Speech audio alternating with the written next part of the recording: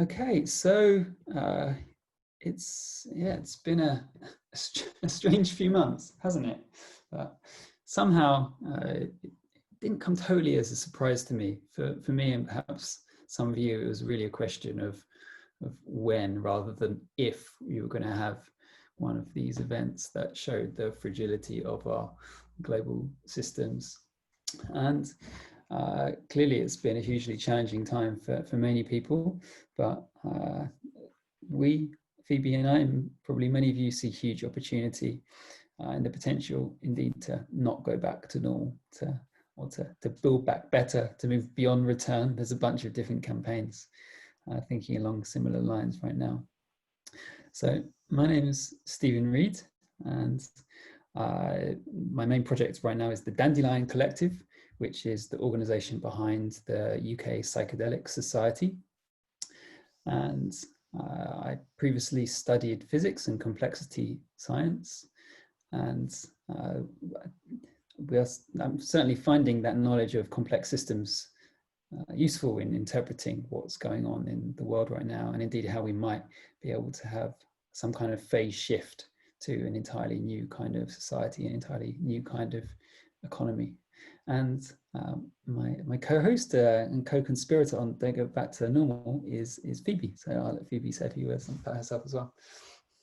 Thanks, Stephen. Yeah, it's really exciting actually to get to this day that we marked as just after solstice, and I've been meditating quite a lot on what solstice means in the current context of usually with solstice we celebrate the strength of the sun and like abundance and renewal, but something about solstice this year feels a little bit macabre somehow, like the strength of the sun, and recently seeing a photo going viral on Twitter of just the planet, like the globe, and these big red blotches of like where it's just like 20 to 30 degrees hotter than usual, like up in I think it's in Alaska, where that's happening. And so something about that just encapsulates like this sense of holding a lot of paradox. And I think there is an element of paradox at the heart of this project as well, in that we are living in a system and dependent on a system that is killing a lot of the core systems of life. Like it's actually kind of cannibalizing the earth, just to use some quite vivid language. But at the same time, so we depend on that and we're in it. And at the same time, we want to move out of it. But the things we want to move to aren't always ready yet for us to move into. And so Stephen and I, we both started as kind of scientists. We've got scientific backgrounds. Both of us studied or worked in the complexity sciences and system science. And from there, we both moved into like social change projects, I'd say, or like activism, social change, movement building. And it would be safe to say, Stephen, that we've both like jumped around quite a lot of different social change projects. Like I've moved from working in reinventing the education system for a while. Then I got involved in the food system and agroecology and food technology, and like how to reweave or reintegrate a broken food system. From there, working in governance, and spent some time with Inspiral, which is a kind of online, like a digital, decentralized governance network of people in systems change. And through Inspiral, got introduced to like different ways of like different decision-making tools, different like co-budgeting tools, different ways of working. And so like over these years, I feel like I've been seeing this tapestry of like new ways of doing things, but often the communities that are in them are really niche, and they're small, and they're also quite disconnected. So like the people who are doing new ways of doing decision making aren't always connected with like the new kind of food system people. And as kind of complexity thinker, whole systems people, I think that's kind of that's what unites us in this project, is like we want to try and weave together these different elements, because something Stephen actually said in one of our conversations talking about this project was like, we're going to need whole systems change all at once. Like it's all going to need to change at once. And you, Stephen, you use this image of a saturated solution, and like this one kind of piece of dust that might just fall on that saturated solution and suddenly turn it into a solid. If did that encapsulate that correctly? Yeah, that's about right. Yeah, and like phase transitions are not so unfamiliar to us. I mean, just water turning to ice is actually the same type of transition. It just happens a bit quicker if you're dealing with a super saturated solution. And another beautiful one, which is often used to illustrate examples, is the chrysalis turning to the butterfly. So we all know that these kinds of very dramatic transitions over short spaces of time are entirely possible. And it's now time to imagine that the same might be possible for our society and economy and ecology. Yeah, and to add to that, something else we've talked about, Stephen, is like there was this fashion of making lots of like micro changes to lifestyle, like starting to recycle, using cars less. Like there was the movement of like green alternatives, and of late it feels like that has slightly gone out of fashion in favor of like, okay, we those won't make a difference, we just have to do like whole systems change, and it's only worth doing like really systemic work. Which I think it's really important to say that it is really important that those happen, and like to name like Black Lives Matter and Extinction Rebellion and like these massive like movements and people power and like all uniting in like pushing policy and pushing like systemic change is really important. And this is not a replacement for that. But we see this as like kind of like the stack or like the operating system of different tools that movements such as Black Lives Matter or Extinction Rebellion like should and could be using, and actually in many cases already are. Yeah, absolutely. This is not either activism and movement politics and kind of on the ground organizing, or signing up and using all these different tools and services. It's for me and for Phoebe, I believe it's absolutely both, and it's encouraging that many of these tools are actually already being used in some of these cutting edge movements. But I guess that what might be a bit new about Don't Go Back to Normal is the way we're stitching them all together and relating them to one another, and saying that actually it's that there's a possibility of all the people that are using just one or two of these to switch to using the whole suite of these different tools and technologies and platforms. And if we did that, something genuinely new has the possibility of arising, and it could actually send them mainstream. And indeed, it is the time to send these new ways of working, of eating, of making decisions, of handling money mainstream, because it's clear that our current economic system is eating the planet, is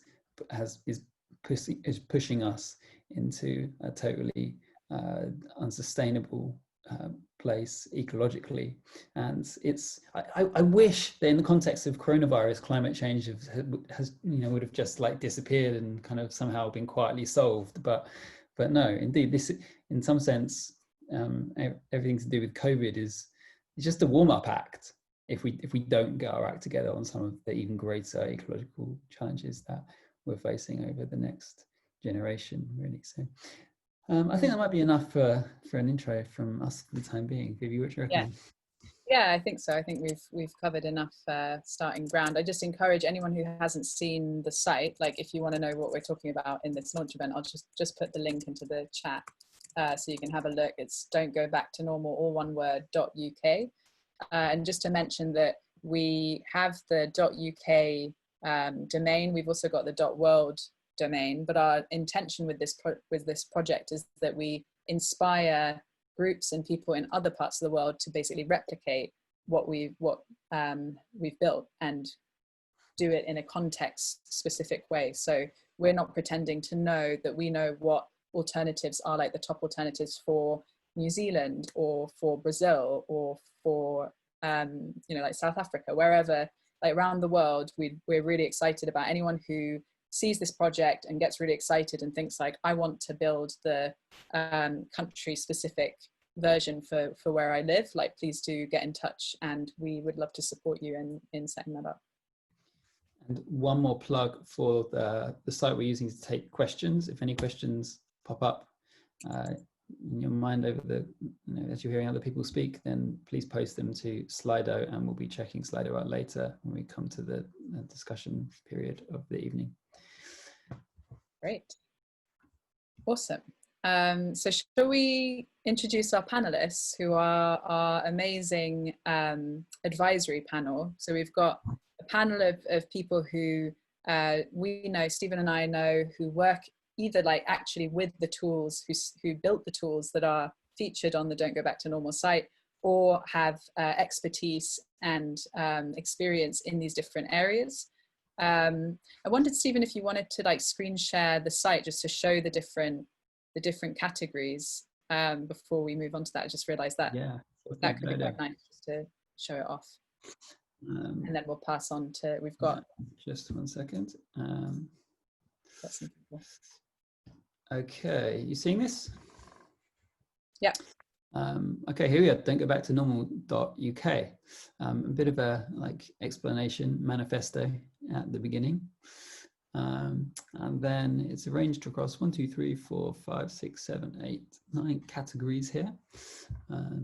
Kind of arranged loosely between kind of the simplest and most straightforward to the most speculative but potentially most transformative. So getting your food from different places, something that is relevant to almost everybody.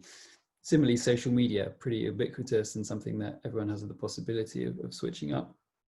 Most of us are also spending maybe more time than we'd like on video messaging and instant messaging apps. Decision making, this is an area that Phoebe and I have both had some interesting experience in being involved with in Spiral and the various other collective and cooperative projects, working differently, pretty closely related to that last category and featuring some of the top sources for working out how you can work without bosses, doing budgeting differently. Aragon, which is a blockchain-based participatory budgeting tool here, and Co-Budget, which is based on simpler tech, but is actually in active use by Inspiral and various organizations in coops.tech, which is a UK technology umbrella group. Ownership, something that I feel really passionately about, was greatly inspired by the writing of my dear friend, our dear friend Richard Dennis Bartlett on this, saying that there is a sense in which if it doesn't matter how much, whether you're working in a kind of horizontal, holocratic, sociocratic way, if you haven't sorted out your ownership, if at the end of the day someone can still say you're fired. So it's a real point of pride for me that Dandelion Collective, the organization that's my main project, has just become a worker cooperative, and Stir to Action, offering some excellent workshops and advice on that topic. Purpose, something a little bit different, pioneering steward-owned companies that might be suitable for companies that do need to raise capital. Doing banking differently. Just recently switched to Tridos myself. I'm really enjoying that. And then finally, money. These are both blockchain-based projects. Seeds and Cello. Seeds with an explicit focus on ecological regeneration, and Cello seeking to bank the unbanked, and including Charles Eisenstein as one of their advisors. So there you go. That's a lightning tour of the different categories and some of the alternatives that we're featuring. And what I think is a really interesting question, that one that we'll come back to, is what is it that links them all? Can we tease that out in the course of the conversation today? Brilliant. Thank you, Stephen. And I like that you mentioned Charles Eisenstein, because he's got this phrase of the islands of sanity. And I feel like this project is kind of about trying to knit together those islands of sanity so we can make a lifeboat moving forward. Great.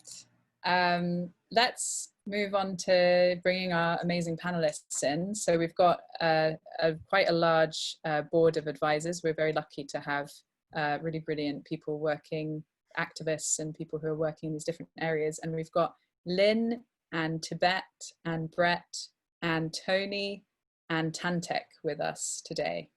I'm just making sure I haven't left anyone out. I don't think I have. So what we'll do is we'll pass over to you guys. And if you would like to, we'll unmute you because I know that you can't unmute yourselves. But if you'd like to introduce yourself, tell us about yourself and your work just in a minute or a little brief introduction, and then give us an idea of the alternatives in your area of expertise, or like the tools that you're aware of in your area of expertise. And that might be the tool that you have created or work with, up to you. So I'm going to pass to Tibet to go first, and then Tibet, you can choose who goes next. Thank you, Phoebe. Really wonderful to be here. So many amazing people. I actually see two of my housemates here, Micah and Delara, which is really fun. I'm here in Berkeley, California. I consider myself a communitarian technologist. I grew up in kind of amazing hippie progressive community, and I've also been a software developer and entrepreneur my whole life, and have just been working to kind of integrate the lessons I learned about what it means to be in community and how powerful community is and how important it is into my software development my whole life, and trying to figure out how to create new culture. And you know, throughout my early years of my career, kept seeing whatever I tried to do get corrupted or destroyed by capitalism one way or another.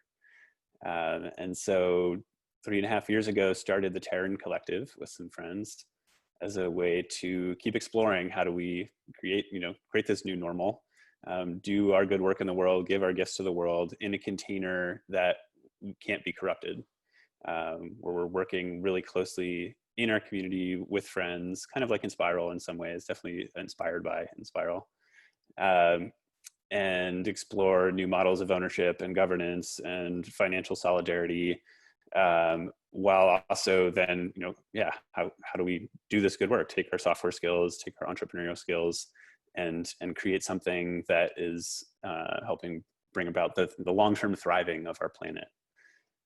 So we've been exploring that in different ways over the last years.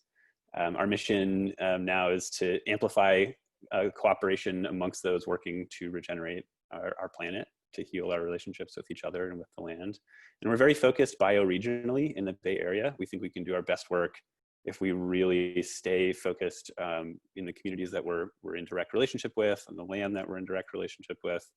We do a lot of community building here in various ways. And at the same time, we also are putting a lot of energy into a software platform called Hilo. That's kind of our main project or work right now in the world. And Hilo it's really interesting. It was basically gifted to us. A friend of ours built it over the last 5 to 7 years as an alternative to these abusive, corrupt corporate silos like Facebook and Slack. And then for various reasons, couldn't raise the next round of funding, figured out a really cool arrangement where it got bought by Holo of Holochain fame. They're trying to create an alternative web, distributed internet of the future. And they came into agreement with us to basically gift the platform Hilo to continue to develop this collaboration platform, social networking platform, as an alternative to Facebook. And so it's free, it's open source. We're gifting it back to the world. And we see it as this amazing foundation to build kind of a tech commons or a platform as a public utility, and as a way to think about what would a tech platform look like if it was designed from the ground up for the thriving of humanity, for the thriving of the planet, and really with a community-oriented focus. So yeah, that's what we're doing. And we're really excited to work in deep partnership with anyone who wants to join us and co-create this platform with us, and want to partner with as many aligned individuals as possible. And so this group feels like a really amazing community to do that with. Amazing, thank you to that. Who would you like to pass to? I will pass it to Lynn. Hey, hi. So yeah, my name's Lynn Davis, and it's really great to be here on this incredible call with amazing people. So my thing is food systems. Transforming our food system has been my kind of passion and mission for about a decade. In this decade's taken me on quite a journey from software development to food production to distribution, policy, activism, global social movements, economics. There's a lot to fix, it turns out, in our food system. Food systems, and I guess that is for so many reasons, partly because it's something that we all engage with every single day, if we're lucky 3 times, but also because it's such a nexus issue. You know, food is kind of how it's where we bring the outside world inside us. It's how people connect to the planet in this most intimate of ways. It's also the bedrock of every social interaction that we have.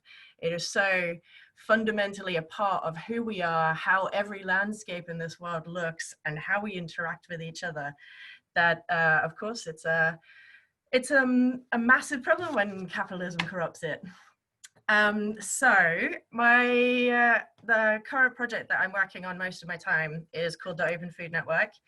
And we are a global platform cooperative, a global network of distributed local food enterprises. So we build a software platform, a set of software tools that make it efficient and easy for local and regional food systems to operate and to interconnect with each other. And we kind of build it all on this principle of subsidiarity. You know, you can grow a carrot only in a very local place, but when it comes to organizing food trucks to get about, or bringing coffee from a place where coffee grows to a place where people like us drink it, there's a lot of benefits to kind of scaling and aggregating our food supply chains. So yeah, what we're all about is making sure these food supply chains stay short. And short doesn't mean short distances. Short means how many hands does it go through en route. So, you know, olive oil brought to the UK by sale with the New Dawn traders, sold through food hubs through the UK, changes hands maybe 2 times, but the people who buy it know the story of those producers who are producing it. And in that way, we can have these really intimate connections in our food system, which I think plays a big part of how nourishing food is. You know, food that has a story, that you have a relationship with, is a more nourishing experience than food that just comes plastic wrapped, that you have no idea where it came from or how it came to be. And yeah, I mean, fundamentally, you know, people want to do good things. We want to build communities. Communities who are farmers want to nourish the soil, and communities of eaters want to support that to happen. So if we can build these relationships, then we're in a much better place to make that happen. Yeah, so, and I guess fundamentally what we're all about is putting more power into the extreme ends of the supply chain, the producers and the eaters, because right now that power is concentrated in the middle of the food chain, when all food goes through a few buying desks and supermarkets. If we can get that power to the outside, then we'll be in a better place. Yeah, all right, I'm going to pass to Tantek. Tantek, found you. Off you go. Over to you, Tantek. Greetings. Hi, I'm Tantek Cilek, and let's see, my background is in both computer science, but also like human design, human interface systems, and systems design in general, both from sort of like an overall perspective of how things operate in complexity, as well as down to the granular level of building blocks, and like how to design various different building blocks to help evolve or create new systems. And so that, with that background, probably a couple of the things that are sort of most relevant in this context, I helped co-found Barcamp about 15 years ago, which was a simple set of techniques and models for people to come together and make their own unconferences. That's subsequently, you know, been put in use all around the world, and kind of help demystify that whole process of like, how do I do that? And again, that's the point being to sort of show that there was a better way than just top-down conferences, and allow people to get together that have similar interests and do so on their own. More recently, I've been working with the IndieWeb community to provide a set, like an ecosystem of alternatives to social media platforms that is sort of trying to shift the conversation from talking about which platform should I use to, well, to using which ecology or which community should you be using and interacting where that respects your values, that respects human values like ownership over your data, privacy, those kinds of things, as opposed to being sort of big tech, corporate, capitalist based, as well as being very much against kind of like the monoculture approach that the capitalism and kind of hierarchical thinking has brought forth with, you know, just use this one platform or whatever. You know. So that's my area of expertise is kind of like in social media as well as sort of like social collaboration. In the background, in my sort of like my day job, I do web standards for Mozilla, and I'm really excited to see, you know, in this era of not only sort of like the pandemic and global warming, as well as a heightened understanding of the need to dismantle, you know, white supremacy and patriarchy. What are the tools and methods that we can all use to do the work ourselves, and how can we share those to scale that work globally and sustainably? Beautiful, thank you, Tantek. And I guess if you're passing to, oh no, there's two more people. Who would you like to pass to? Let's see. I think I heard you say Tony, so yes. I'm going to pass to Tony. Perfect. Tony, over to you. Hi everyone, my name's Tony. I have a background originally as a historian. I studied how belief systems change, and I think that is one of the moments where we're in, I think, when we think about the stories that we are telling ourselves right now. One of the biggest belief systems and one of the threads I think that can also run through all of these different projects is law. And I studied law and was a lawyer for many years, got inside the belly of the beast, so to speak, and found that as a locus of power, it was sort of riddled with these different stories. And I had to get out after 5 years, and I went to Silicon Valley, and I spent 10 years digging into something called legal engineering, where law is really integrating with technology, and was working on and thinking about how we can make law open and accessible in the same way as the open source movements and the belief systems around how you can create commons, create a collective good. How that could be brought to law to make that available. And I think legal engineering, in terms of how open source technology, open source associations of law that we can use to manage our data rights and collectively coordinate around different kinds of shared value, whether that's sort of mutual aid groups on a sort of really local level or climate action at a global level. I think these are all different kinds of value flows that you can trace with legal engineering, the tools of that. One project I'm working on right now with regards to that is to do with the CCPA, the California Consumer Privacy Act. And there's a concept in there called authorized agents, which map really closely to the notion of data unions, potentially, and how a community entity, a benevolent intermediary, could work on your behalf, could be there, you know, as an alternative to a Facebook, as an alternative to sort of one of these big platforms, a platform managed by a community that you trust to help you transition out of a lot of these former belief systems into these belief systems that we can hopefully create together going forwards. Really, really proud to be here with you all, and yeah, looking forward to this discussion. So I'll pass it off to, I think, Brett. Yeah. Cool. Thank you. And I'm very happy to be on this team. I'm very excited about this interdisciplinary nature it has. And actually, I've been working on finance for over 10 years.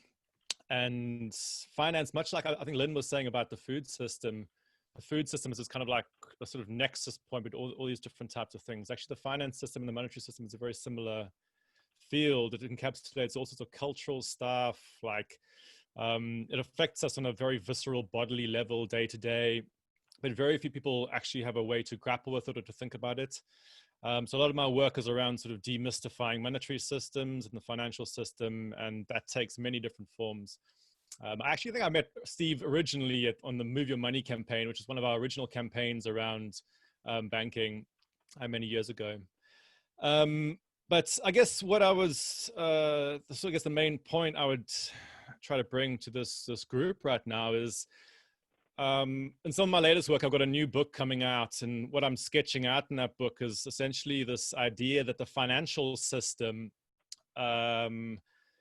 can be thought of as a sort of, as part of an overall, if we were to imagine our society as a kind of a body, or as a consciousness, or a sort of, let's say we imagine the earth as our body, and we have a monetary system that's kind of embedded into that as a kind of system of nerve tendrils, like a kind of mind layer.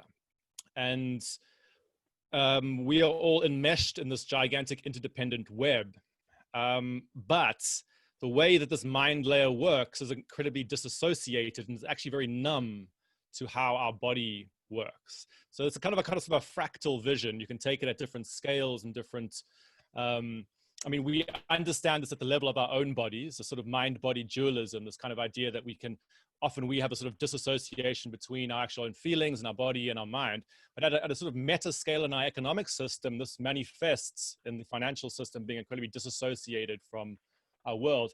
And much like in my body, I can move my hands like this, and I can make movements I can sort of turn thought into action. In the financial system, it often is a system for turning thought into action as well. But the key difference is there's somebody sitting in a high tower in Canary Wharf who makes decisions based on spreadsheet calculations that then manifest as gigantic gouges across the planet, all right, or has these huge impacts on people.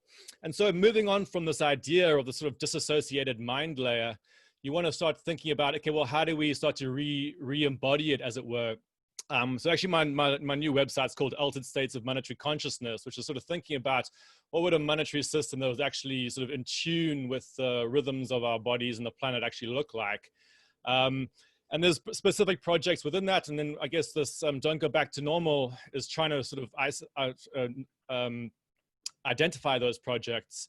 A specific one I'm working on right now, we're starting up a new group of sort of an alliance of people working on community currency and mutual credit systems. And mutual credit systems are one of the most powerful and interesting alternative monetary systems in the world. But to this day sort of remain far too small and unconnected. So we're trying to build this up into a new movement. Anyway, that's basically what I'm doing right now, and I'm very excited to be part of this. Brett, that's fantastic, and it's great it's really hard to want to make you guys stop talking, because all of your work and projects are so inspiring that I kind of want to just let you speak for the rest of the whole event. Stephen, have you got anything you'd like to start? So well, I think it might be a good idea to unmute all of our panelists. If I can just, we see them tiled across our screen. You just I think you might need to stay, hopefully all somewhere relatively quiet, and then you can just keep your microphones on, because I'm not sure if you mute yourself, we might need to be the ones to unmute you again. But so we're moving into the time of the evening where we're going to just have a bit of more free-flowing discussion. And the question that I'd like to start with, and it's a challenging one and slightly abstract, is what is the feeling of this new normal? And if you like, if you're familiar with any sort of systems science, what is the attractor that all of these alternatives are pointing to? The kind of like social, economic, ecological attractor. What is the what can we draw out as their common features, if not their subject matter? Because clearly, someone with expertise in the food system is not necessarily going to have any expertise on messaging platforms and something. yet Phoebe and I somehow develops expertise across these different topics, and judging by the reception to the site, it seems to be catching something. So yeah, what do you think is allows all these alternatives to be collected together in this way? Yeah, in another language, it would be, what's the pattern that connects? What's the pattern that connects the alternative money system to the alternative legal system to the alternative food system, or patterns? Should we go with Tibet first? How about that? Any thoughts on that, Tibet? Well, I mean, one thing I'll say is just that I think that not going back to normal is, in a way, like, it has to be holistic. And this was, I think you said this at the beginning, right? It has to be this kind of integrative, holistic project, and that work in any one part of, you know, these different areas influences and impacts all the rest. You know, work on racial justice is required to work on climate change, and work on new economic systems is required to create new political systems. But in terms of, like, yeah, what is the underlying, you know, there's new narratives, there's new sets of values that I think we could kind of pull out and try and figure out, okay, what is underlying all these different projects. And it's something we do think a lot about at the Terran Collective, is how do we tell these new stories? Charles Eisenstein has been one of the biggest influences there too. It's like, what is kind of underneath it all? It's this new story of interbeing, of interconnection and interdependence, and recognizing that it all is connected, that we are all connected. It's a new story of abundance, of recognizing that there is enough on this planet for everybody if we decide to create systems that enable that, instead of systems that are based on scarcity, based on fear, based on getting as much for myself because I don't think there's enough for everybody. So to me, that's kind of what is underneath it all. It's these very, like, simple but also hard shifts of kind of narrative and values, and how we approach creating collective society, creating civilization together. Thanks. Any of our other panelists want to jump in there? If you can't, go ahead. Yeah, I mean, definitely a lot of that resonates to that. I think it's pretty hard to argue with any of it. For me, definitely the main thing that it's about is about creating a world in which we can all thrive together. It's about creating a world that nurtures the actualization of every person. It's about power with, not power over. So for so long, our entire cultural narrative has been built on this idea of domination. And we all carry it inside us. This dominator lives inside us, as well as in the way we interact with each other. In fact, I think it wouldn't exist in the outside world, dominating our planet and most of the people on the planet, if it didn't also live inside us. So yeah, I think that what all of these projects do is try to create this vibrancy to nurture a world in which everyone thrives, and we thrive the most when we all thrive together. So creating a power with rather than a power over. Thank you. I can try add to it. Yeah, please. I mean, one of the deep ironies of our economic system is that we've never been more interconnected. I mean, the bigger your economic system gets, the more interconnected you are. But ironically, it's at that very moment that people imagine themselves as the most disconnected, or as the most sort of individualistic, or the kind of these sort of atoms. And a large part of these alternative economy movements are often about either exposing the fact that actually you're deeply interdependent, but don't have a means to express it, or no actual sort of channels via which you can actually experience that. What, you know, old Marxists would probably call alienation, but like nowadays you can just call, you know, like not knowing where your food comes from, or like not knowing what your money does, that kind of thing.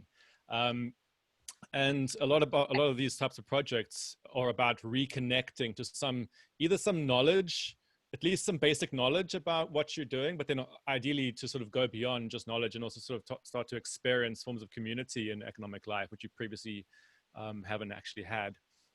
So I think that for me is, and, you know, if we want to put it in like sort of broad terms, a lot of it's about just, as Lynn was saying about this domination impulse. I mean, that domination impulse is like, goes through everything. And I always think about the sort of Cartesian mind-body dualism stuff, with the sort of attempt to dominate of everything, right? And I guess it's all about trying to reintegrate. A lot of these projects are about reintegrating those different parts of ourselves. Nice. Yeah, with that. Go ahead, Tony. Well, I was going to say that narrative around dominance is very prevalent within law and has been within the narrative and the belief system that is the legal system, certainly from a Western perspective.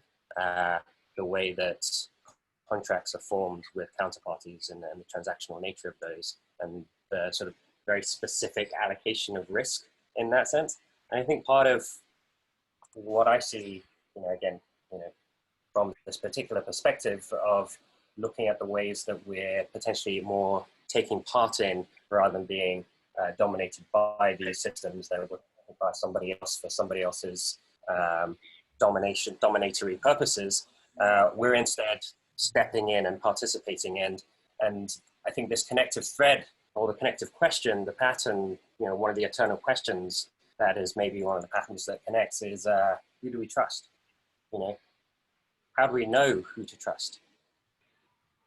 We have the freedom and the choice to decide who we get to trust. And if we were to create a system where we have that choice, how do we make it all interoperable so that people have the freedom to move and speak out?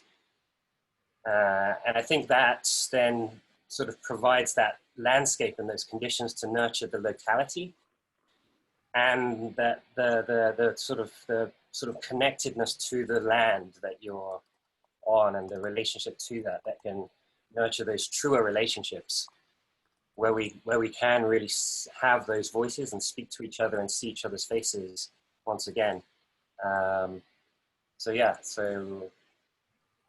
changing belief systems from a legal perspective is obviously that sort of bias that I come from, but yeah, I'm quite hopeful. Brilliant. I'm I could add to that.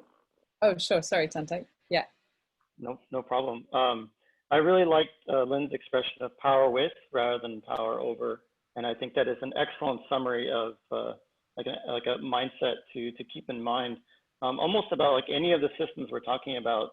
From a systems analysis perspective, like if we by taking that value to heart, one of the questions we need to always be asking is where are the powers, or where is the power in any particular system? Where is the locus of power? Where are nodes of centralization of power? And when we find those, it sort of behooves us to dismantle them, because almost all such like locuses of power are about power over, not power with. And that should be sort of like the default question we should be asking with any of these systems, whether it's money or food or something as trivial as social media. There's always problems there. In fact, the specific example I'll call out, because I realize it's probably somewhat controversial, is Bitcoin as an example. So like the most popular blockchain thing, which purported to be sort of like this sought out this sort of like independence from large financial institutions and such. But rather than being about power with, it propagated a very sort of like libertarian, almost like isolationist, like independence perspective, which as others have mentioned, like we are not independent, we are interdependent. And the sooner we acknowledge that, like we have one planet, we don't get to each go have our own planets or islands. So the sooner we acknowledge that we are interdependent and design and think and act within systems accordingly, rather than trying to build systems that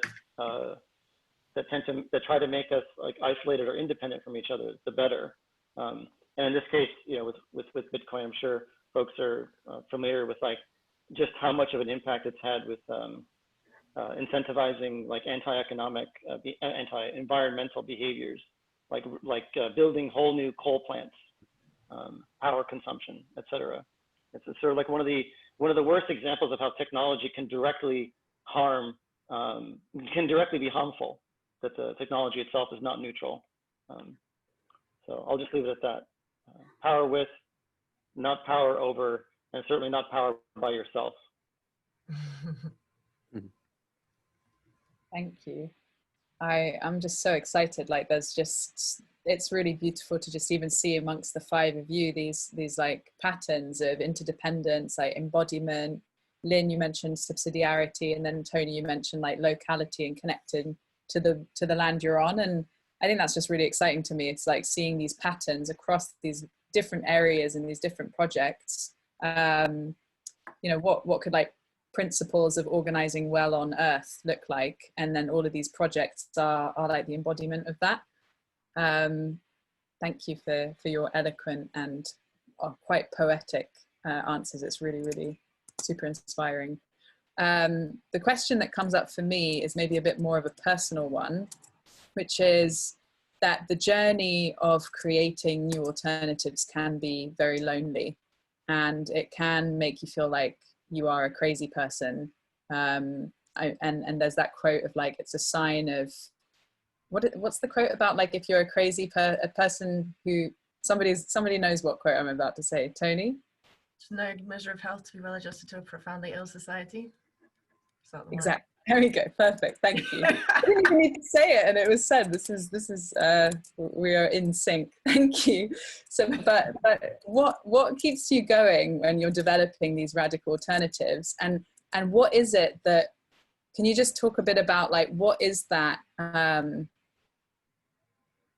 pull, that energy, that faith, whatever it is, that vision that keeps you going, and just say a bit about that, your purpose, what drives you. And maybe that's a bit about what your vision is, for why, you know, what your vision is of a more just or better world that keeps driving you.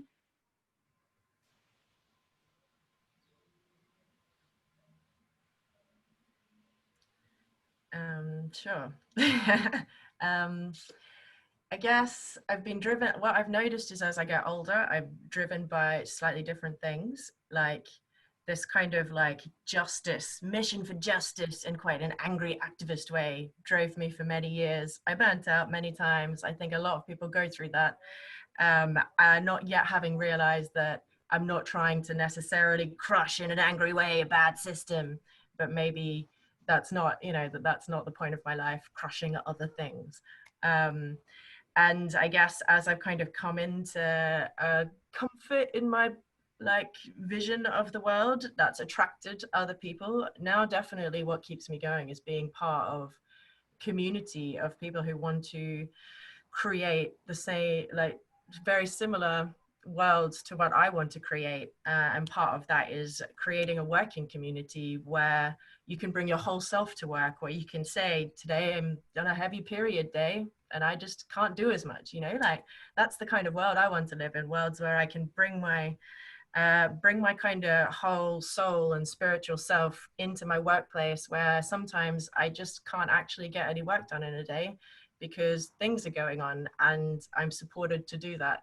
And other days I can, you know, do 6 times as much as, yeah, you know, the lower days, and where I can cry when things are hard around, you know, the people that I work with. That makes all of the difference.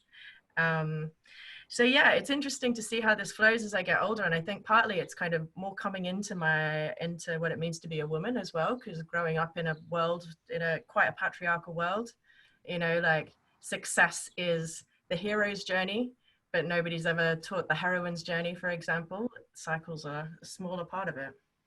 So yeah, it's an interesting question.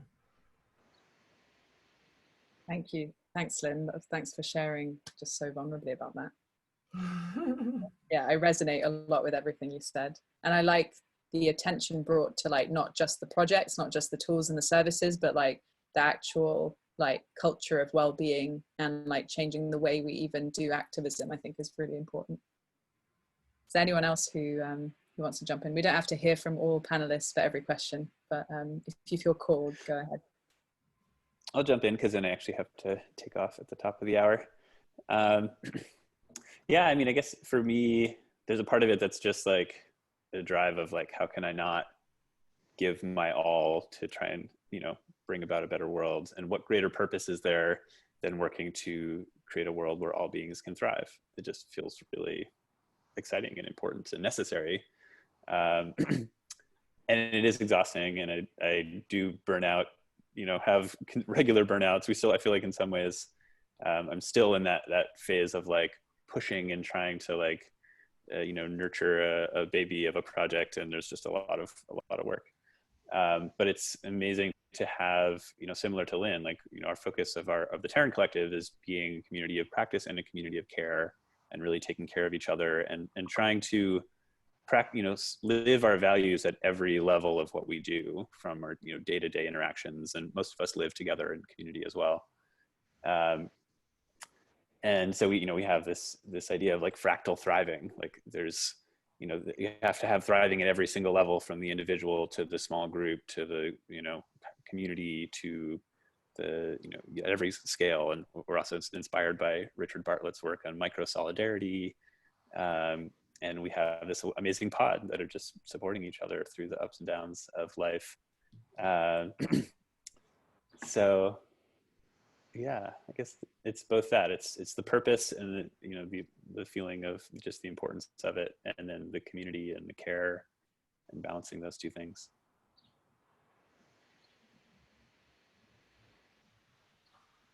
Wonderful. Thanks, Tibet. And if you have to leave, yeah. Goodbye. Thank you so much for joining us. Inviting me here. This was, yeah, really wonderful. Yeah, thanks a lot. Can I say something? Sure. I must say something controversial.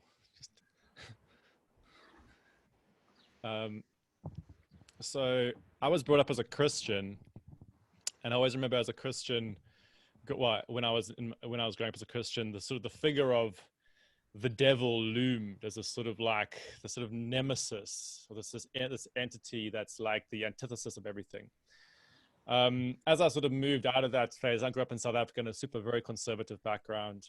I actually became quite interested in this figure of Lucifer, this sort of angel that was cast out of heaven.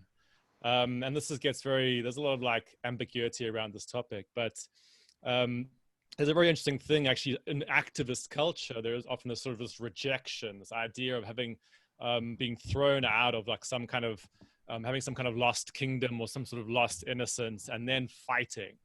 So actually the figure of Lucifer sort of took on the whole like mantle of darkness, as it were, and sort of like embodied it and was like, yes, I am that thing. And actually, there's a lot of this in activist culture, this idea that you're going to totally reject, you're going to fight people who don't agree with you, you're going to sort of go on this campaign. And there's a lot of ego in it as well, a lot of the time. There's sort of this sense of like, I'm right about something and I'm going to show everybody. But when you sort of look into the Lucifer story, and again, I'm not trying to make value judgments on this, it's an ambiguous story. There's a lot of like stuff around this sort of grief of actually losing a community, and sort of like actually wanting to be part of a kind of like a thing, and sort of seeking to actually, and I think in the sort of like, as Lynn was saying, this moving from rebellion to something else, is it probably like something like more like a love for humanity and wanting to bring everybody on board, and actually a lot of sort of going past the sort of trying to, you know, fight the alt-right and show them why they're wrong, to actually being like, we're all part of the same system and we're all kind of like grappling with it at different angles, and we need to try and move past this, you know, pure sort of negations and rebellions all the time, and to sort of try and figure out some path ahead, to synthesize, I don't know, heaven and hell or something like that. Something about the shadow. I hope that made sense. I don't know if that made sense. I think it made sense. Does anybody resonate with that from the panel? Wants to build on anything? Oh, so much. I'll just drop in a mention of metamodernism and integral theory, that which was certainly was the basis of Reinventing Organizations by Frederick Laloux, which is one of the seminal texts on you know, horizontal ways of working. And this teal metamodern stage of human cultural development is absolutely based on this idea of seeing that there is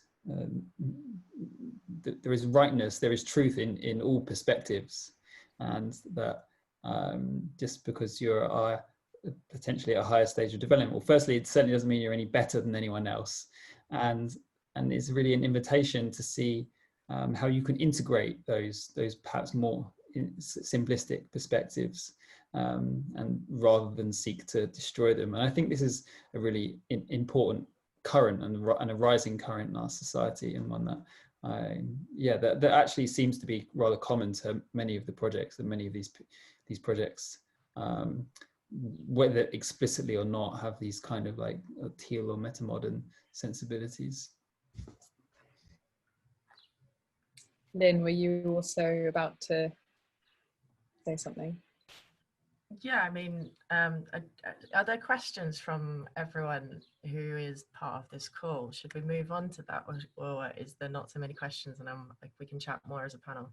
Well, we do have questions. We've just hit the end, so we're coming to that point, but you're welcome to add a final thought if you like.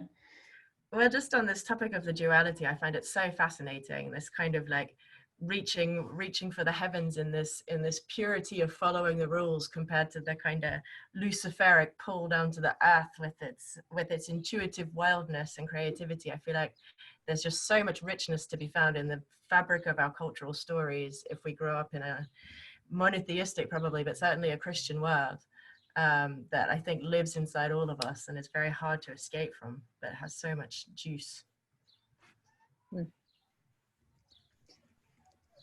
So, you're keeping us to time, which I appreciate. So 8 o'clock. Yes, it's good. We said we would take questions from the audience, and we've been we've been receiving questions. I just wanted to give everyone in the audience a minute. If you've got a question, this is the link to the Slido, which is this app we're using. I don't know about its ethicalness and privacy. We should have looked at that before, Stephen, before using such an app on the Don't Go Back to Normal event. We're still on Zoom at this point, aren't we? So I know. We've got some work to do, but yeah, please do go and click the link that's in the chat to Slido, because there's a bunch of questions already there, and then you can upvote the ones that you're interested in having answers for. So maybe we'll just give people just a couple of minutes just to do that. Just have a look, ask a question. You can ask them anonymously or put your name, and you can upvote other people's questions, and then we'll decide what to start with your help.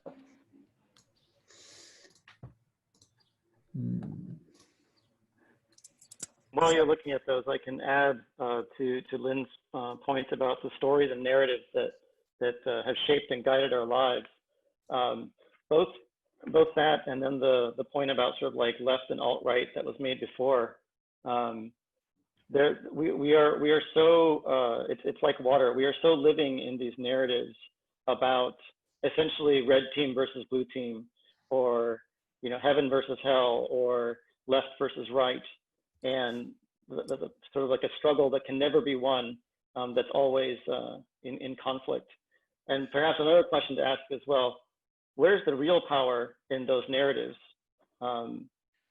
Is it one of those sides, or is it the framing of the question, of the field, of the game, as having two sides, which are always in balance and can be manipulated by those with even more power? So these have always struck me, and I'm fairly like agnostic, atheistic, as all of these narratives of like red team versus blue team are additional systems of control, by sort of like forcing the framing into, well, you got to sign up to be, either on team A or team B. You got to sign up to be on the left or the right, and then now you're forever in opposition. Never really questioning, well, who's actually making the money and who's actually, guiding and setting up that framing. So it's another way of like, we need to question the powers that are actually influencing, rather than just accepting the choices that are given us. Thanks, Tantek. That's given people a chance to submit some questions happily as well. So the top voted question at this point, curious to hear from Phoebe and Stephen, where do you see Don't Go Back to Normal go? Any next steps planned? So that's me asking it, so you can answer it in the first instance, Phoebe. Thanks, Stephen.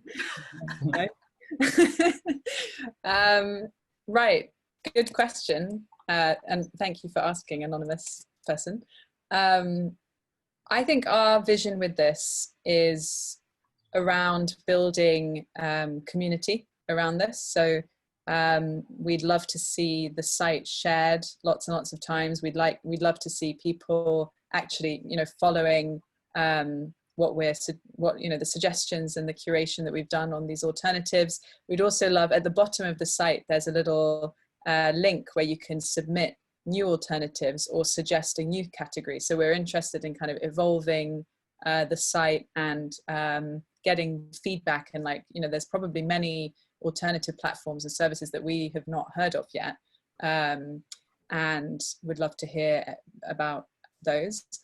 And I think we also have plans to connect the site to a forum where we can have different forum topics that are kind of associated with each category. So one to speak about and share ideas and links about alternative food systems, another one on the money systems. So we're looking to build community in that way.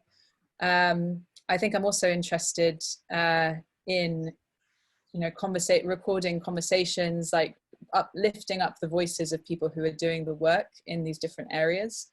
And beyond that, I think Stephen and I work in quite an agile way. So we've got this far, and we're reflecting and looking forward. So also really up for hearing your suggestions. This project was created really, really quickly. We were really sprinting, and we both have not much time outside of our full-time other commitments. So it's been really like a kind of sprint, reflect, sprint, reflect, sprint, reflect. Stephen, do you want to add anything? Yeah, well, and in that sense, it's a labour of love, and actually that's how some of my most favourite projects have been born, actually.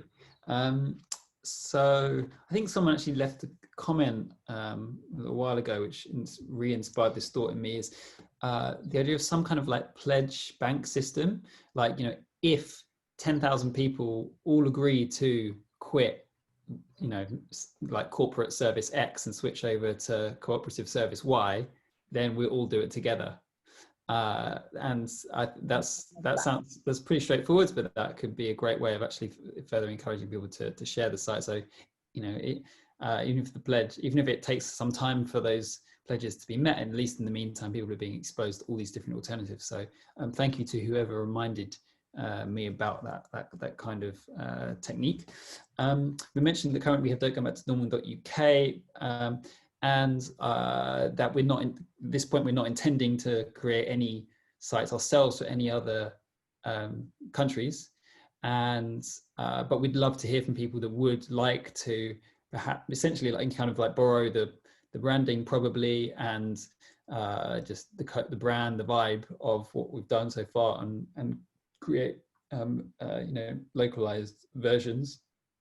The data is all open source, and I'm super happy to make the code open source as well. So you don't really need our permission for this. Just if you're somewhere else and you like the idea of this, just go for it, really.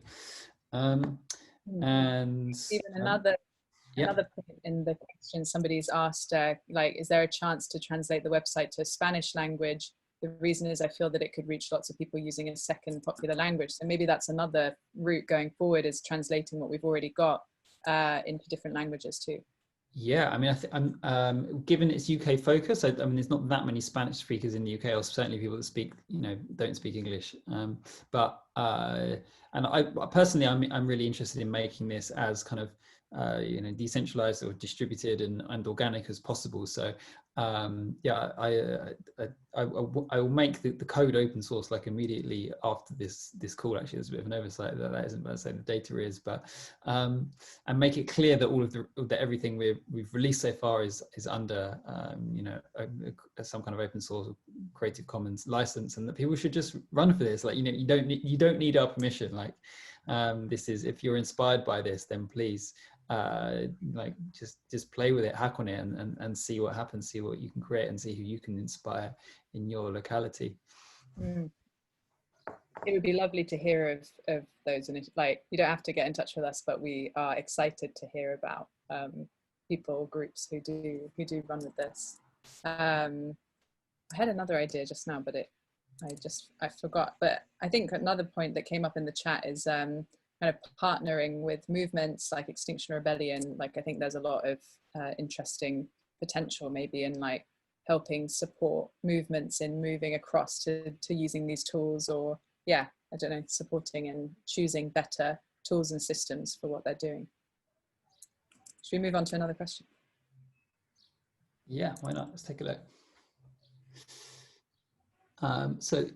The next up, most upvoted question. Lately, when I'm attending these meetings, I'm always wondering how we can put these systems into language that everybody understands, not just our type. And I think that actually there was a question in the chat as well. One of the things concerning me is the level of inaccessibility, stroke impenetrability of all of this, the everyday person, crucial.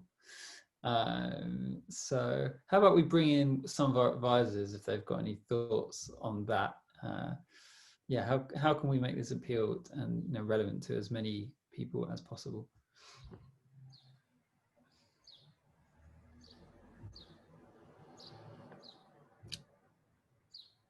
Yeah, go for it, Lynn. I always find myself swinging between, like on a pendulum or something. Like sometimes I want to go really deep into kind of changing my own way of thinking, like going deep into ideas. And when I go deep, I kind of, there's a period of time where the things that I'm saying don't make any sense to anyone. And then I swing back the other way and go, oh, okay, now that I understand these things, I can bring it back into a language. I definitely find myself on the swing. I've learned to kind of be patient with my own journey on it. But yeah, I mean, I guess partly there's a lot of community that we can bring into this to do the translating, the conversing. What do these conversations look like when we bring more and more people into it, and find this find the words together.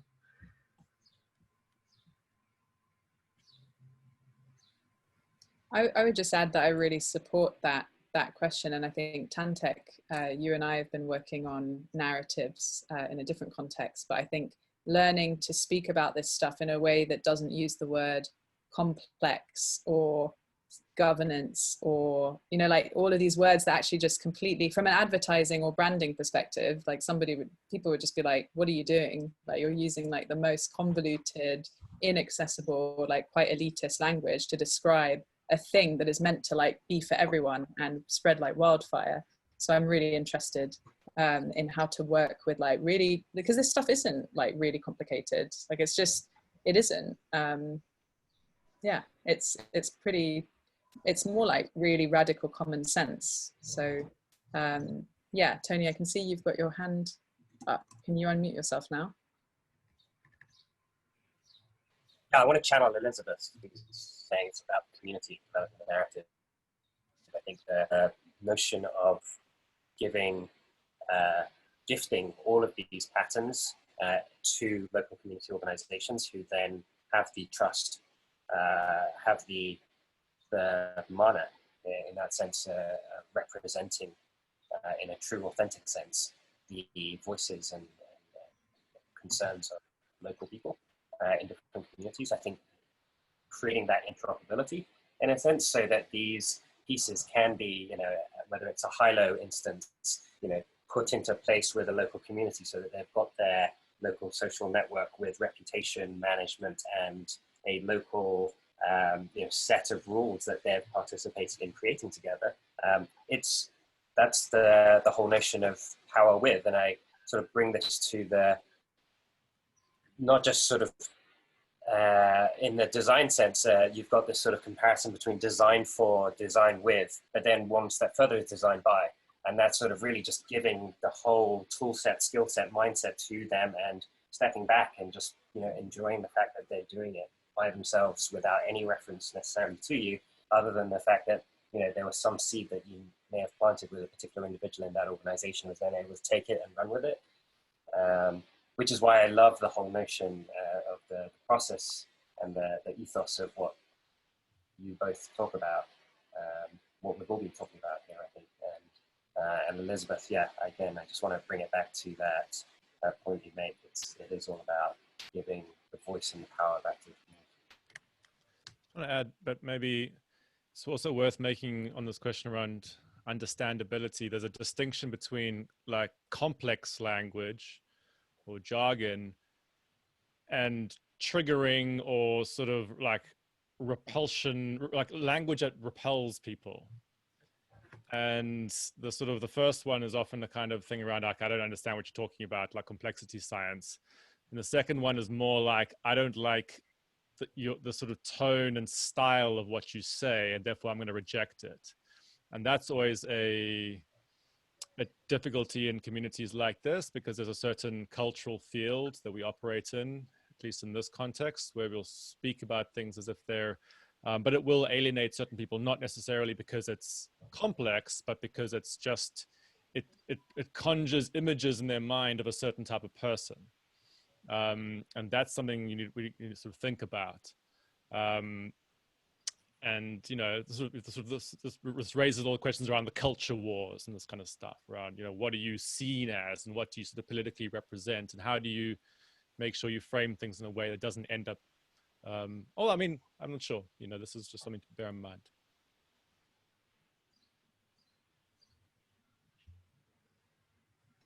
Thank you. I'm just thinking maybe I'm going to move to another question. What's in the list? So we've got, there's been some others that's been upvoted. Thomas, I'm not hearing about consciousness, which is key to our evolution into a new paradigm that should be at the center of all projects. What is your view on it? I feel like Stephen, you might have a good thing. Well, I already spoke of it a little bit just minutes ago in the context of reinventing organizations and more generally sort of canon of metamodern and integral theory, which is absolutely based on a kind of the development of consciousness, if you like, or and human cultural systems. And I found it to be a very useful perspective, not without its flaws and its traps, but it certainly intuitively appealed to me as a physicist, actually, seeing that over time within the context in the domain of physics, we've developed we do develop theories which capture greater wholeness, and it seems reasonable to me that the human systems would develop in the same way. And it doesn't mean that that those past systems or those past theories are just bad or useless, but we start as from a higher perspective. We see that they have a limited domain of applicability, and I think this kind of thinking is actually is already penetrating many of these projects.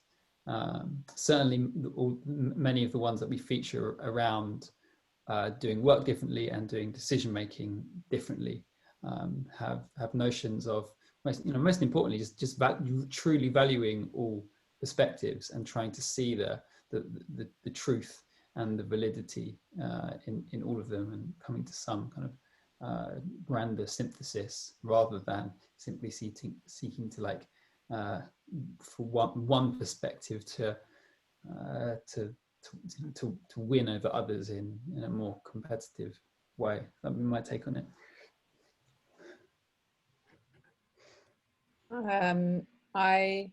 I'm wondering who of our panelists might want to add to this. I think I struggle with the word consciousness, if I'm completely honest and candid, and I don't have a problem with anyone else using that word, but I guess I feel like I find it hard to relate to that word.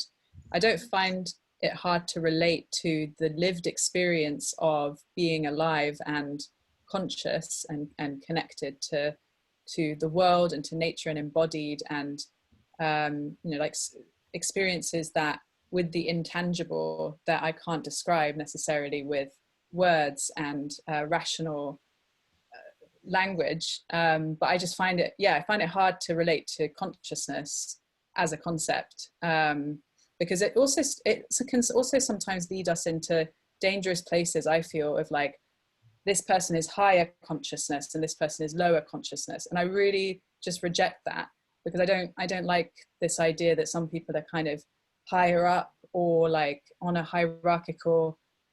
I just don't think that is, I don't think that's helpful. And And that, yeah, that could, I don't want to be controversial or start a debate about consciousness, but I just wanted to be honest because, yeah, because you asked the question.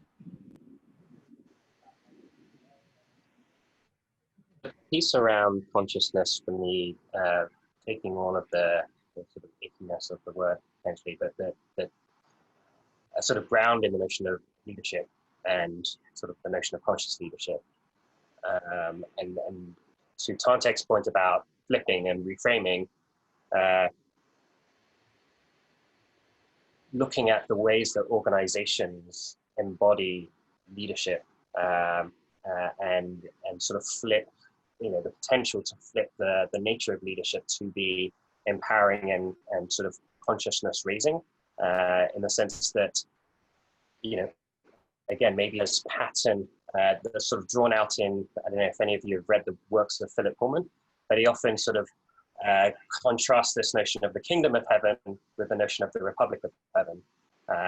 This sense that in a republic, you are actually trying to increase awareness, increase knowledge, increase learning, so that people can be able to make their decisions and choices together, whereas in a kingdom, you've got this sort of hierarchical notion of authority. You're given the story, you're told what to think. And that's essentially what we do with robots, which we don't define as conscious right now. And we're in danger of becoming robots in the sense of these power structures and these platforms and these systems, economic and otherwise, treating us as robots, cogs in the machine. So I think for me, that notion of consciousness, leadership, organizations, it sort of speaks to that, I guess, socio-political aspect, the notion of collective consciousness that we're potentially enabling, facilitating. But again, relating that also back to the individual leadership on a personal level, what it means to sort of flip the notion of dominance into one of space creation and empowerment and ennobling. Yeah, I love that word. It's a word I've learned from Daniel Schmachtenberger, who I feel like is another kind of key person I draw a lot of inspiration from, and feel excited that he is alive and thinking and talking about these topics, about these tools and services ennobling people, because it's actually about that deep respect for each other as human beings, as living beings. And it's from the utmost respect of your life and your sovereignty that I want these tools and services to be the ones that we use. Like it's a really interesting and beautiful concept, I think, of ennobling each other through creating these alternatives that respect your privacy, respect your data, respect your choices, and don't try to trap you and manipulate you as like a robot, like what you said, Tony. I've just seen that someone can't unmute. Oh, that's Tantek. You might want to say something. I'm seeing the time as well. So Tantek, do you want to add what you're thinking? And then we've got like 3 or 4 questions which have got quite a lot of overlap, so we could finish with, yeah. I'll quickly just add a couple of challenges to the various framings that we've heard. One is that there's a lot of like modern, especially sort of like left-leaning progressive like mentions and uses of things like consciousness, and I'm just going to leave the question of when is it actually a substantial conversation or discussion or principle, and when is it something that is more akin to spiritual bypassing? So I don't have the time to expand on that term, but I would certainly encourage anyone who is interested in aspects of quote unquote consciousness to do some background research into spiritual bypassing and what that means. And second, the other reframing that I'm always trying to like rotate is when we talk about like appealing to everyone or something that can work for anybody. I think especially in the context of current times, it behooves us to rotate that everyone framing into questioning, well, let's talk more about privilege and power disparities, and admit that there is inequality, and perhaps rather than appealing to everyone, we should be appealing to and listening to those with the least privilege and the least power.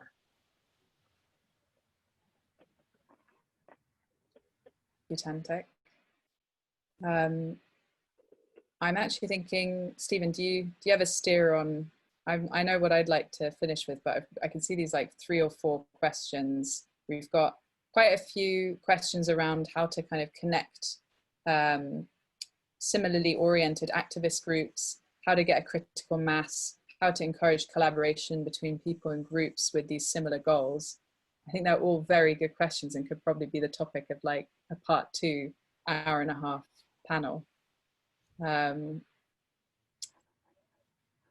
Yeah, I'd say so, and I hope this is just the start of these kinds of calls. And as you've mentioned, you know, we put together the site pretty quickly, more just as a way of sort of sticking a flag in the sand, and it's super encouraging to see so many people tuning in tonight, and it will certainly give Phoebe and I the motivation and the energy to keep thinking about this and working on it. And in that context, we'd love to connect you all. I'm sorry you've been muted tonight. We did think carefully about this and just thought it was, you know, it would be too chaotic given that we were actually anticipating about, you know, up to 100 people to bring everyone into one debate at least. We both have experience working with Zoom breakout rooms, so certainly in future calls, that was absolutely something we'd like to look into. Maybe on Jitsi rather than Zoom, but. So maybe, yeah, do you want to pick out some of the questions on connecting people and actually sort of taking action from here, Phoebe? Yeah, let's finish with one question and have like closing thoughts, maybe like just 30 seconds from each panelist, if that is possible. I think to finish, why don't we go with yeah, do the panelists have any thoughts on how to get to a critical mass to make it work, and how to stimulate collaboration between groups?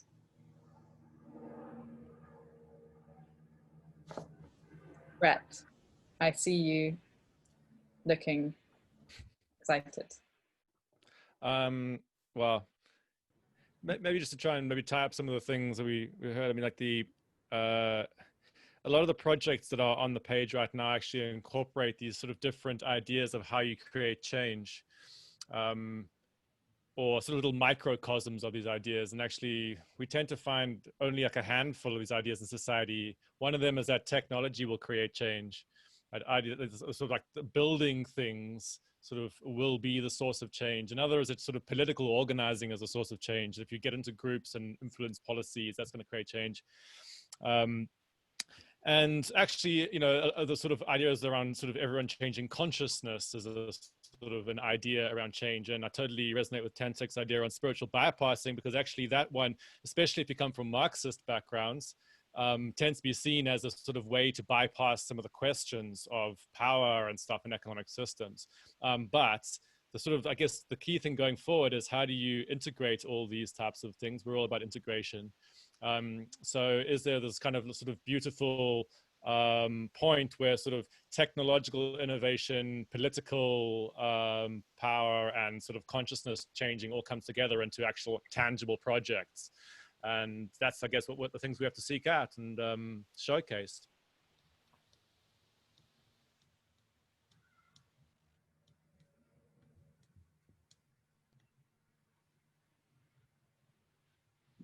Anyone else wants to jump in?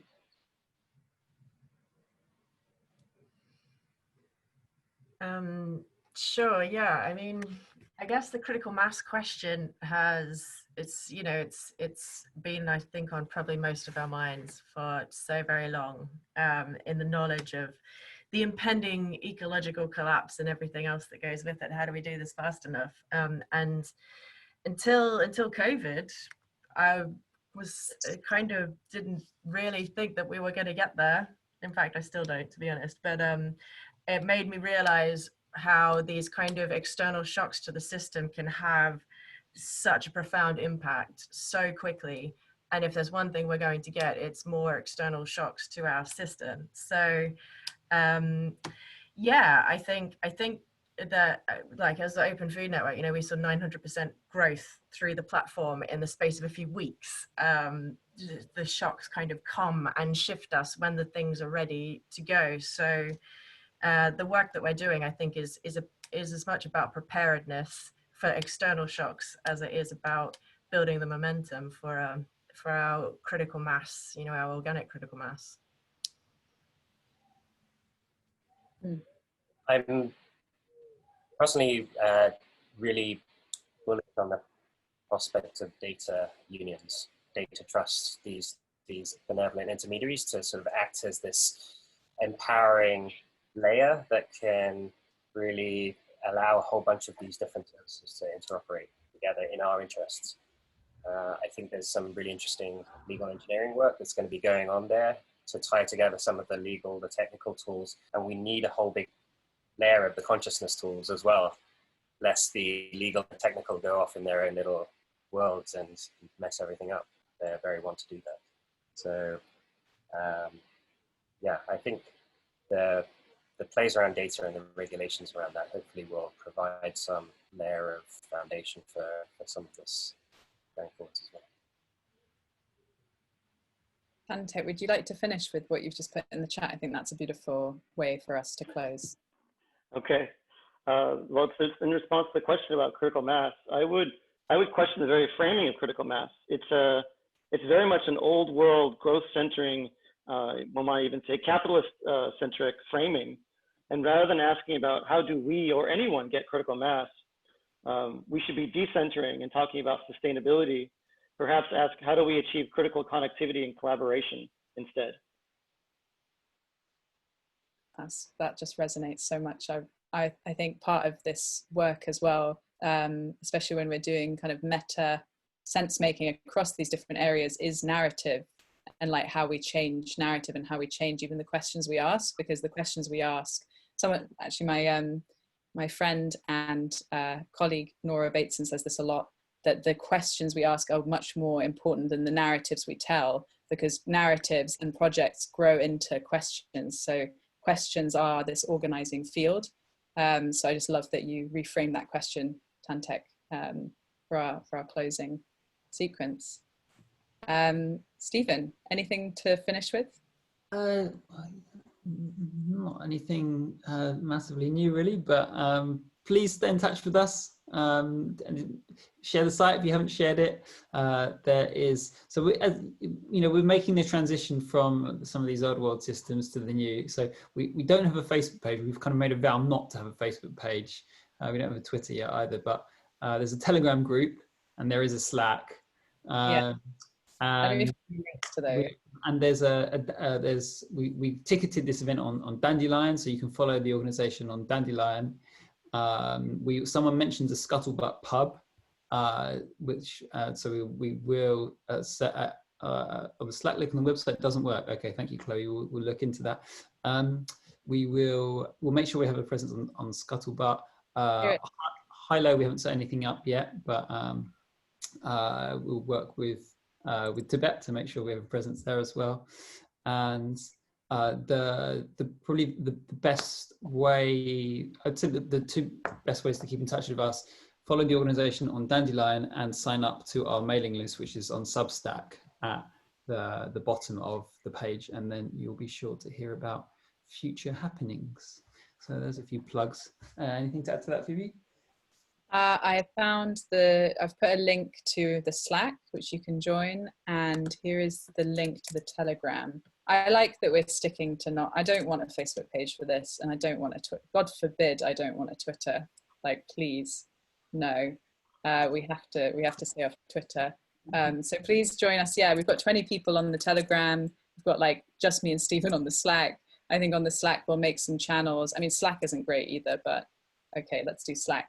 But you've got these channels for the different categories, so we can have some discussion in there. And yeah, like, just to be really kind of, again, like frank and honest, like, we're navigating the fact that we want to use platforms where there's a lot of people and there's good UX, and unfortunately those are often platforms that have really shady and disappointing policies and governance on like privacy and security. So we're on that journey, and we want to move across. So support us in that journey. I have an idea for closing. If you want to put your camera on, because I am a facilitator at heart, I was just thinking we could do a little high five at the sides of the screen. If you put your screen on grid view, just because we're talking about interconnectivity of the movement. If you're actually with us, if you haven't just sort of like wandered off to make a cup of tea. Yay! Maybe we do a high five. 1, 2, 3. Amazing. I really felt it. Yeah. I felt it too. Thank you so much for joining us, everybody. And yeah, we'll see where this all goes from now. You'll get a feedback if you registered on Dandelion, which you probably did to get this link. You'll have a feedback form tomorrow morning. So please feel free to give us your thoughts. And yeah, let's make it into a movement that works for us all. Stephen, can people chat on Dandelion if they join? What's the? Yeah, there's a discussion feature at the bottom of the Dandelion event. If you're logged in with the email address that you bought the ticket with or signed up for the ticket with, so you're welcome to chat there if it's directly about this event. Yeah. Amazing. All right. Thanks, everyone. Have a great night. Don't go back to normal.